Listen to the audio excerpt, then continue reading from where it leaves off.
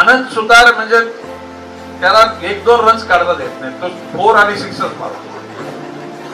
आणि अशा आनंद सुतारांनी सांगितलं की इथली प्रभाग समिती ही नवी मुंबई महापालिकेची भारतीय जनता पक्षाच्याकडे येईल. म्हणजे तुम्ही समजून जा काय होणार आहे. आनंद सुतार हा हाडाचा कार्यकर्ता. आनंद सुतार याला नगरसेवक व्हावं म्हणून काय आनंद सुतार कधी काम करीत बसताना समाजामध्ये जे चांगलं आहे त्याचं कौतुक करावं,